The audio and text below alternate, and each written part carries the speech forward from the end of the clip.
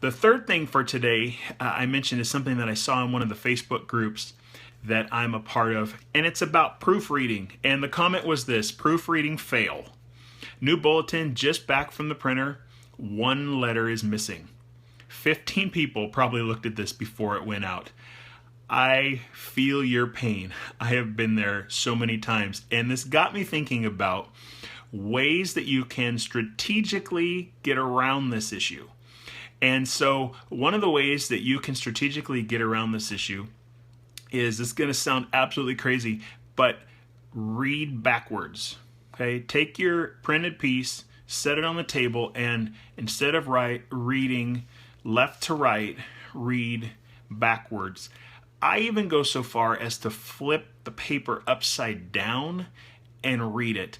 And the reason why is that our brain has a tendency to flip-flop letters that we're used to seeing in pairs. I and E, T and H, things like that. And you tend to ignore it if internal letters are off. If the first and last are off, we tend to catch it more regularly. But if it's an internal letter, we oftentimes miss it. So if you read it backwards, it forces you to think about, what is the letter order? What does that word actually say? The other thing that's a great idea, and there's a couple reasons for this, is send it to someone outside of your organization to look at it. And the reason that I say that is that they're not going to gloss over things in the content that you, as either the writer or a church member, you are familiar with. You understand how people's names are spelled, especially if it's a unique spelling, and things that you wouldn't necessarily see, they will catch because they aren't familiar with that content, familiar with that information.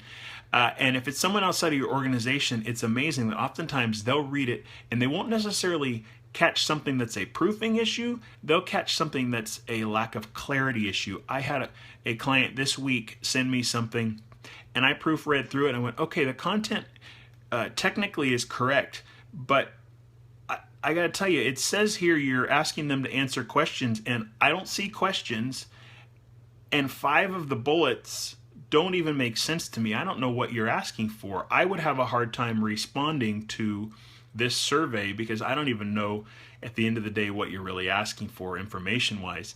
And so one of the things that comes to proofreading is that very fact. If you can send it to someone outside your organization, they oftentimes will catch those kind of things and realize, oh, we maybe should be a little more clear about this, something we could be more strategic about. The other thing is that I found people in our church who had a background in education who could proofread.